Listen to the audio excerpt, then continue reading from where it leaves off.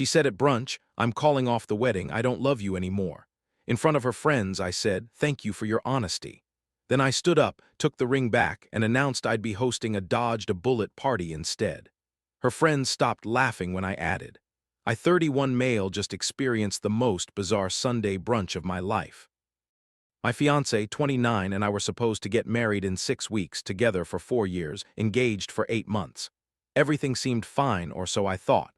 This morning, she suggested brunch with her 3 closest friends, said it would be fun, relaxed, nothing special. I agreed. We're at the restaurant, mimosas flowing, everyone laughing. Mid-conversation about bridesmaid dresses, she suddenly goes quiet, like dead silent. Her friends notice, "You okay?" One of them asks, my fiancé takes a deep breath, looks at me, I need to say something.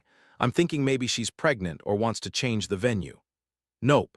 I can't do this anymore, I'm calling off the wedding, I don't love you anymore," just like that. In front of her 3 friends at brunch, with the waiter literally bringing my eggs Benedict, her friends gasped, one covered her mouth. Another said, "Oh my God, are you serious?" I sat there for maybe 10 seconds processing. Then I felt calm, weirdly calm. "Thank you for your honesty," I said. Held out my hand, "The ring, please." She blinked. "What? The engagement ring? It's mine, or more accurately, it was my grandmother's, I'd like it back." Her friends were watching like this was a reality show. She slowly pulled it off and handed it to me. I pocketed it, stood up. While this changes plans, I was going to host a wedding reception in 6 weeks. Now I'll be hosting a dodged-a-bullet party instead. Same venue, same catering, same open bar. You're all still invited. Her friends actually giggled, thought I was joking. Then I added, "Oh, and about those wedding expenses. The $62,000 in deposits you insisted on putting in your name to prove you're an independent modern woman. Those are all yours now. Good luck with that. Also, you'll need to move out of my apartment by end of month since you refused to sign a lease." The giggling stopped. Her face went white.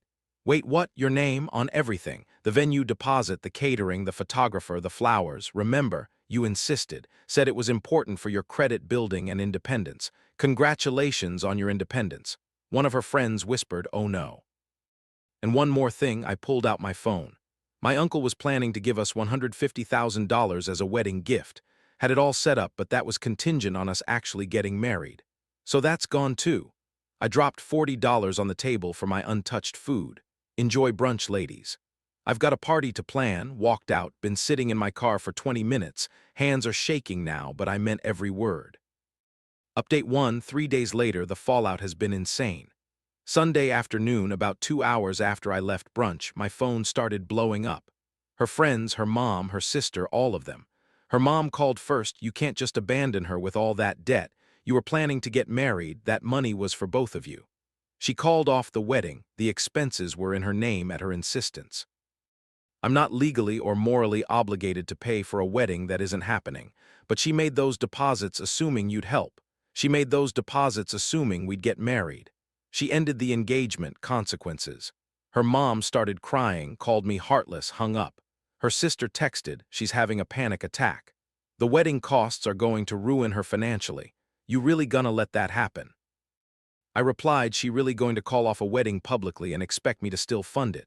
"Yes, I'm going to let that happen." Blocked her sister. Monday, my ex showed up at my apartment. I have cameras, watched her buzz repeatedly for 15 minutes. Finally answered the intercom, "We need to talk." "No, we doubt. Please, I made a mistake. I was overwhelmed. We can work this out. You don't love me anymore, remember? Yesterday at brunch." "I didn't mean it like that. I was just scared."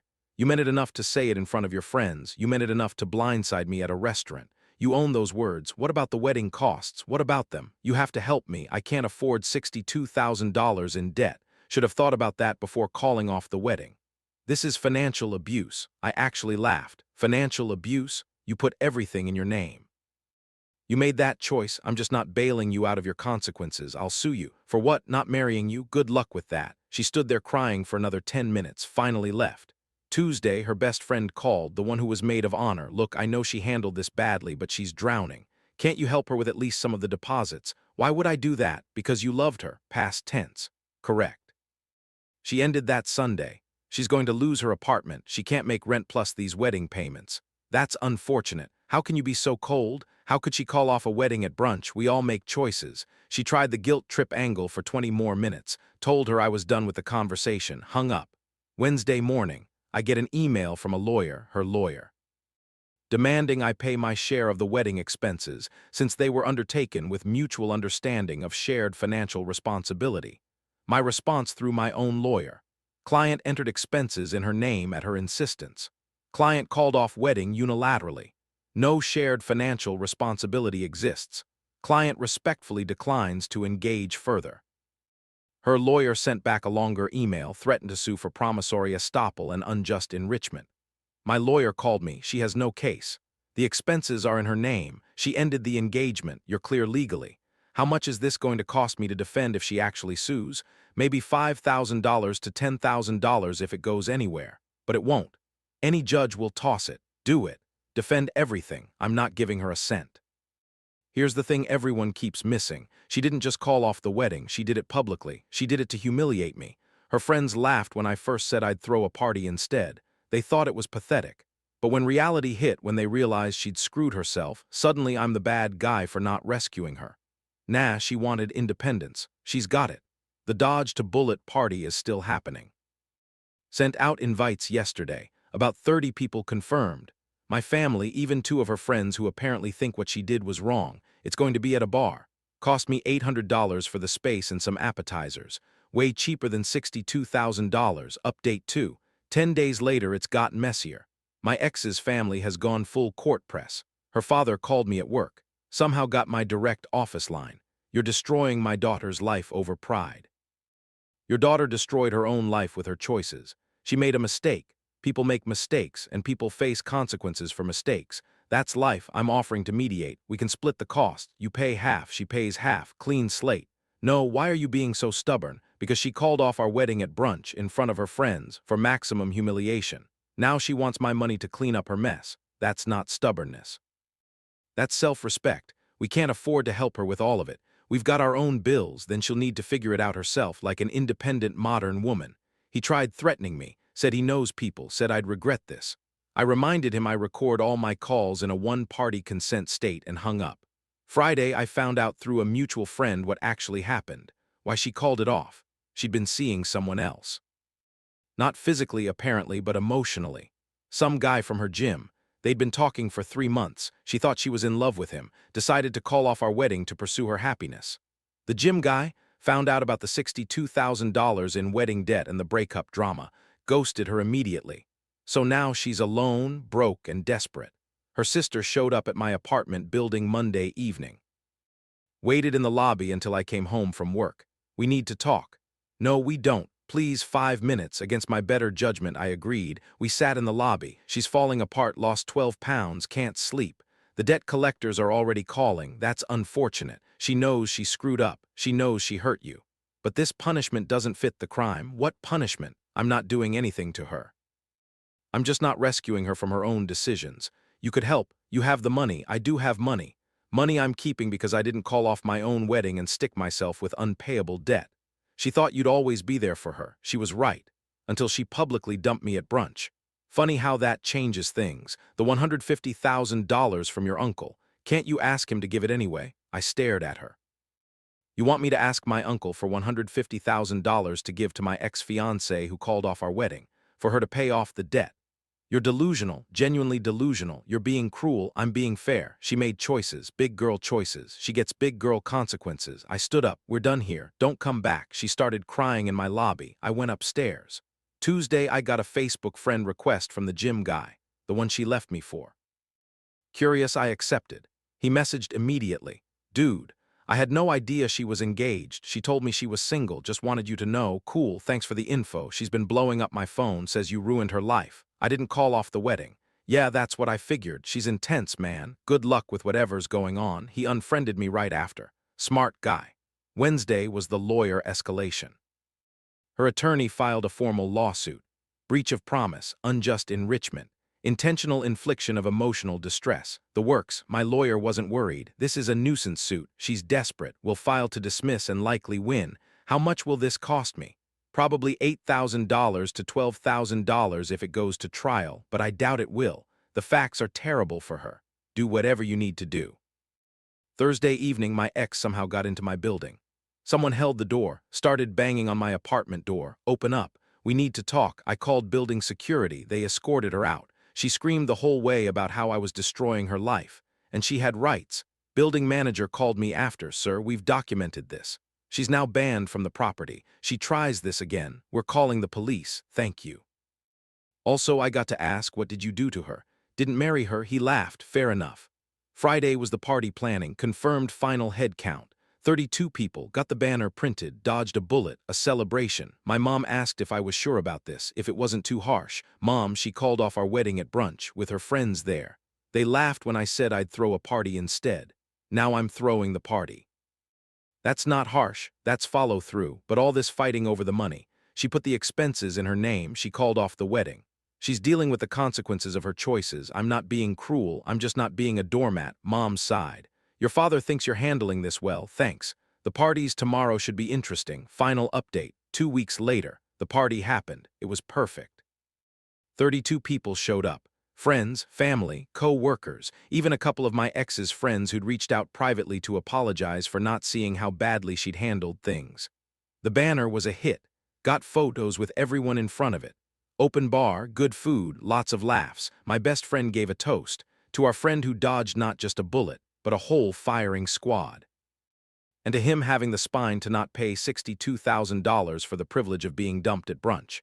Everyone cheered, posted some photos on social media, didn't tag my ex, didn't mention her specifically, just celebration photos. She saw them. I know because her mom called me the next day furious. How dare you mock my daughter publicly? I threw a party with my friends, didn't mention her once. That banner, those posts, you're humiliating her. She humiliated herself. I'm just living my life. She's talking about bankruptcy.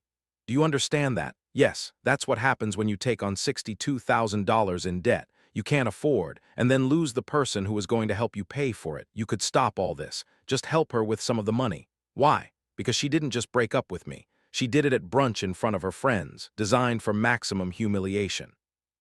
Because she put everything in her name, specifically to prove her independence. Because she's been trying to sue me, harass me, and make me the villain. Because I don't reward people who treat me like garbage. Pick a reason. She hung up crying. The lawsuit got dismissed last week. Judge took one look at the facts, heard that she initiated the breakup, and that all contracts were in her name, and tossed it. Told her lawyer to advise his client to stop wasting the court's time. Cost me $9,200 in legal fees, worth every penny. My ex tried one more approach, showed up at my parents' house. My dad answered the door. According to Dad, she came in crying, begging me to talk sense into you, said she was going to lose everything. Asked if we could give her the money since we're basically family. Would you say? I said you called off the wedding. You're not family, and my son doesn't owe you anything.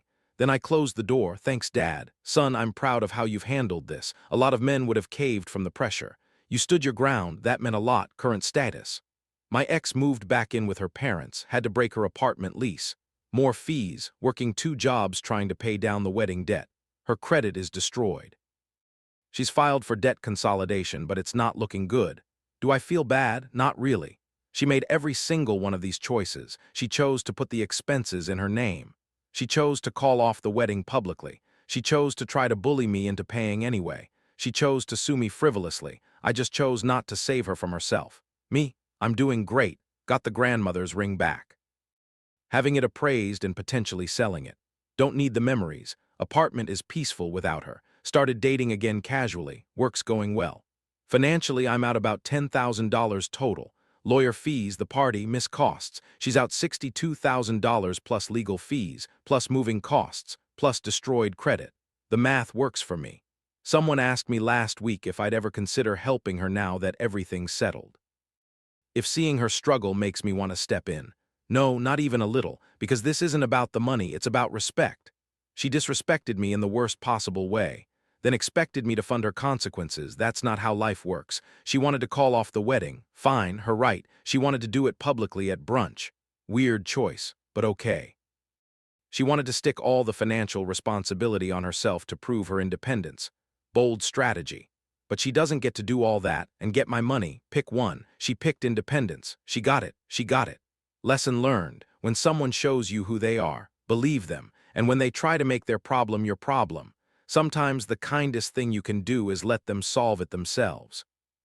The dodge to bullet party was a success. Best money I've spent in years. Life's good. Moving forward, no regrets.